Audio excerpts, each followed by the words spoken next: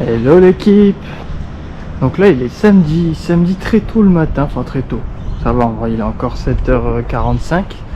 Et aujourd'hui je vais aller faire une petite randonnée dans les Blue Mountains, du coup accompagné de Alix, qui est une modèle française, qui est également en PVT en Australie. Et donc elle est déjà sur place là-bas dans un Airbnb, mais moi je pars de Sydney. J'ai réservé un Airbnb aussi pour ce soir dans les Blue Mountains, parce que de base on avait prévu de faire plusieurs jours là-bas, sauf que demain ils annoncent de la pluie dans les Blue Mountains, donc au final je vais quand même dormir sur place là-bas, mais pas sûr qu'on puisse faire des randonnées demain. Moi j'ai pris mon poncho dans mon sac au cas où si on se chauffe, mais bon voilà. Et donc je vais prendre le train d'abord jusqu'à Central et ensuite prendre un long train qui va m'amener dans les Blue Mountains. Il y en aura à peu près pour 2 heures, entre 2 heures et 2h30 de train en plus. Allez, je vous dis à tout à l'heure. Et voilà, après 2h50, 2h45 de train, je suis arrivé à Black Hills. Donc là on est arrivé dans les Blue Mountains, du coup on va commencer la rando, mais en attendant on a d'abord un premier point de vue qui est incroyable. Regarde ça, avec les montagnes, avec les couleurs roche ocre, un peu comme vers chez moi, vers Roussillon. On a une petite rivière, on l'entend qui coule un peu là dessous, mais on la voit aussi également un peu là-bas. Mais déjà ce point de vue il est incroyable, donc je sens que la rando elle va être stylée. On va faire la rando qui s'appelle The Grand Canyon Track. Et donc je pourrais dire que j'ai fait le Grand Canyon une fois dans ma vie, voilà. Ouais, je me la pète un peu, ouais. Bon, je comprends bien pourquoi ça s'appelle le Grand Canyon, parce qu'on est vraiment à l'étroit entre deux parois de la montagne. Là c'est tout juste si j'arrive à passer. C'est quoi, c'est de la gadoue ça? Oui. Fuck. Faut pas être très grand là, moi je passe mais mon frère je suis pas sûr qu'il passe là hein. Ouais, comme ça vous verrez bien que c'est à hauteur de ma tête quoi. Du coup faut se pencher quoi. Faut se pencher.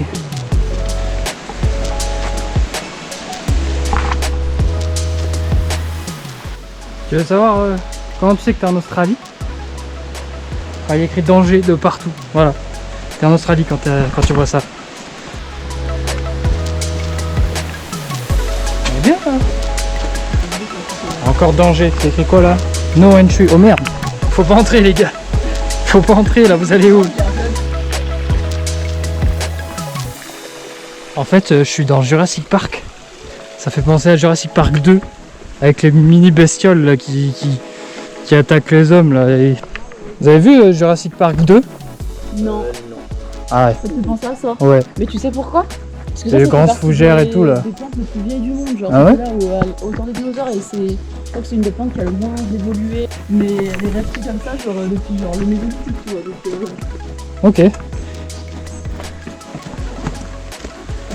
Il faut savoir que j'ai eu entraînement de foot hier et que je me suis refait mal. Du coup les escaliers, bah c'est délicat. Oh là là, encore des escaliers, toujours des escaliers. Ah ouais, on passe sous les cascades bientôt là. Ça vient me dire qu'il fallait prendre mon maillot de bain là. Hop, hop.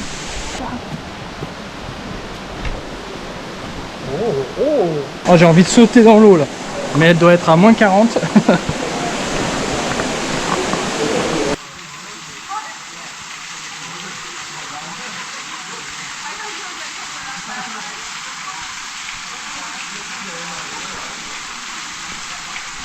C'est Jurassic Park 3 maintenant, on avance vers la clairière avec les ptérodactyles là. On va se retrouver enfermés, ils vont nous attaquer. Et quand on va sortir, il y a le spinosaure qui nous tombe dessus. Ça fait un peu penser à ça hein, avec les rampes un peu rouillées et tout. La nature, les mêmes couleurs et tout. Je pense Spielberg il a été inspiré, il a fait cette randonnée. Et ça l'a inspiré. Et pour continuer dans notre lancée sur Jurassic Park, là on arrive, vous savez, je crois que c'est dans le 2 ou dans le 1. Je crois que c'est dans le 1 qu'ils arrivent et qu'ils découvrent la merde du Triceratops. Eh ben, on dirait un peu ça là, le tas de terre là. On dirait de loin, j'ai cru que c'était pareil, un tas de merde du Triceratops. Et puis il y a l'acteur qui fout ses mains dedans là, bah c'est ça un peu là. Juste ici. Alors que c'est juste une clairière, mais c'est dans le thème, hein. Franchement, je pense vraiment que Spielberg il a fait la rando. Alors, pour vous présenter d'ailleurs, vous êtes français du coup. Quelle région déjà? Alors, Autour de Grenoble. Et ok, donc ça fait combien de temps que vous êtes arrivé en Australie? Ça fait 3 mois et demi, je pense. Février, ouais. Parce qu'avant vous étiez vers Melbourne. Ouais. Et donc je leur ai posé la question, depuis, ça fait une semaine que vous êtes arrivé à Sydney. Et c'est ça, hein? C'est ça, Une ouais. semaine. Tout à fait. Et donc quel est l'endroit préféré que de votre première semaine à Sydney? De quoi vous vous rappelez et qui vous a marqué? Pour moi, c'est la balade de Bondi jusqu'à Coogee. Coogee, ouais. Je dis pas Bondi par hasard. On dit Bondi Coogee. Bondi Coogee. La randonnée, ouais. Voilà, la petite marche au bord de l'eau, c'était pas mal. Ok. Et pour toi, Alix? Alors moi aussi j'ai beaucoup aimé ça et j'ai beaucoup aimé ce qu'on a fait après quand on est allé sur les espèces de docks en fait, tu sais la nuit qui tombait quand il y avait tous les immeubles. Comment ça Je sais s'appelle? plus Darling comment ça s'appelle. Harbour, je crois. Ouais. Ouais. Tout ça, il y avait une ambiance vraiment très sympa, il y avait plein de restaurants qui avaient l'air cool, j'avais envie de rentrer dans tous. Et Ouais. pour autant, il y en avait qui avaient l'air assez classe, tu vois. Il y avait des trucs plus tranquilles, il y avait des trucs italiens ou C'est des vrai. trucs juste pour boire un coup et c'était sympa, c'était chaleureux. Je me sentais à l'aise, tu vois. Et c'est vrai que si vous voulez voir un coucher de soleil être dans la ville, c'est de ce côté-là qu'il faut aller.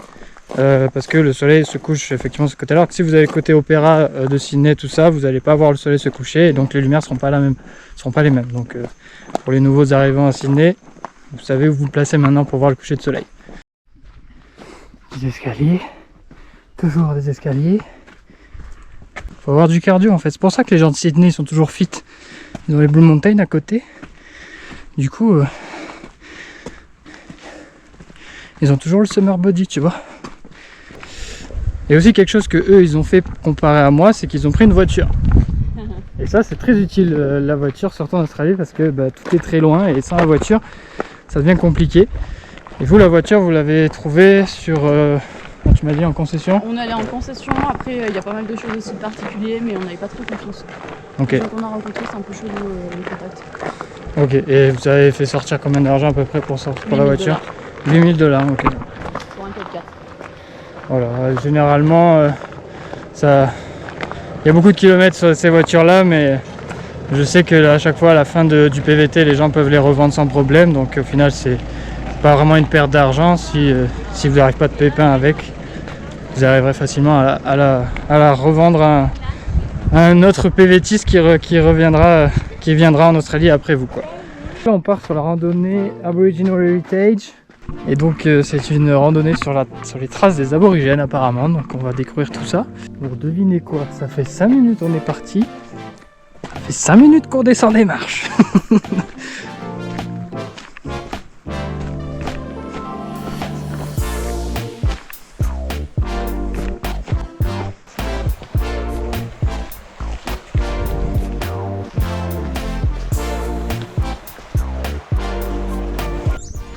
Les buissons comme ça me rappelle les petits buissons dans les Pyrénées où on ramasse les myrtilles.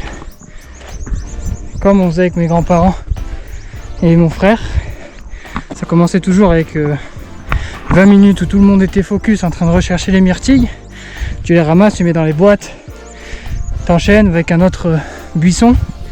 Et au bout de 20 minutes, c'était plus que les grands-parents qui faisaient ça. Et moi et mon frère, on partait jouer à faire cache-cache dans la montagne, se cacher derrière les buissons, tout ça. C'était bien sympa cette époque. On s'en rappelle. Il n'y avait pas autant d'escaliers par contre, hein, putain. Bon, papy, mamie, si vous voyez cette vidéo, dédicace à vous. Je vous fais des gros bisous depuis l'autre côté du monde, depuis l'Australie. Et note à moi-même, évitez de parler quand tu fais des randonnées en montée comme ça, parce que putain, 25 ans, quart de siècle, c'est quoi ce délire? J'ai plus de souffle. Au niveau des arbustes, c'est pas trop ça, quoi. Les forêts australiennes avec tout, que les mêmes arbres. Là, je pense à mon pote Dédé. Lui, il n'y a pas grand chose à étudier ici. Il n'y a pas d'arbre, de grand arbre. Comment il appelait ça? Je sais plus, Dédé, mets-le en commentaire. Comment t'appelais les grands arbres que tu étudiais? Je crois que c'est les grands arbres. Hein. Bon, là, on s'est arrêté dans un petit village. Petit village avec plein de... C'est un petit marché qu'il y a. Bon, c'était un marché où ils faisaient que de la bouffe, hein. Il n'y avait rien d'autre. Mais là, j'ai vu un spot où ils vendent du cidre. Du coup, je vais aller voir ça parce que ça a l'air d'être du cidre artisanal, mon gars. Oh, oh, oh. Moi, j'aime bien le cidre, comme vous savez. Il fait la dégustation. Oh, je vais goûter. Oh, du cidre avec des berries, donc ça doit être des fruits rouges. Oh, il faut que je goûte ça. Moi. Oh, un peu de vin, du vin d'Australie. 25 $ la bouteille de rosé. Bah. Donc là, je me trouve actuellement sur le pont le plus vieux d'Australie, soi-disant. En pierre, en tout cas, le pont en pierre le plus vieux d'Australie. Donc, je vais essayer de descendre en dessous, voir ce que ça donne. Oh. Alors, comme vous pouvez le voir, la plupart des voitures en Australie, c'est des boîtes automatiques.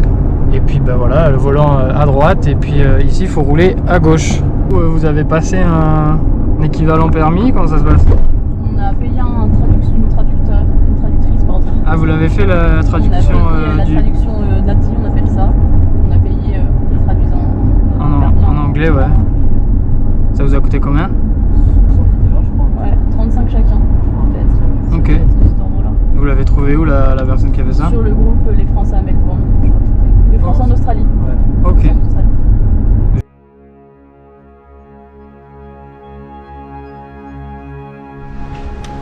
Deuxième jour de rando. Donc là on est à Wentworth Falls Lookout avec cette vue incroyable. Et donc apparemment il y a une cascade. Et on commence à se voir une là-bas, tout au fond. Et en fait on va passer par-dessus la cascade.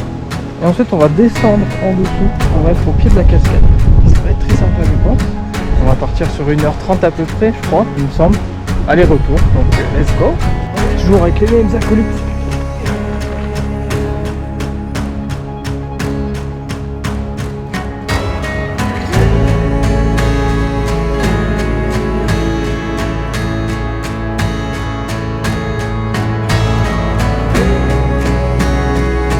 Je crois que maman elle aimerait bien ce genre de rando comme ça au bord du vide là.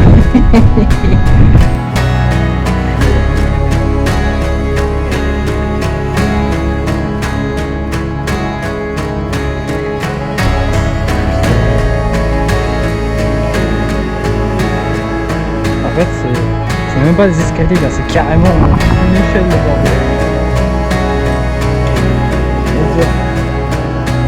Regarde ça. En vrai c'est trop bien.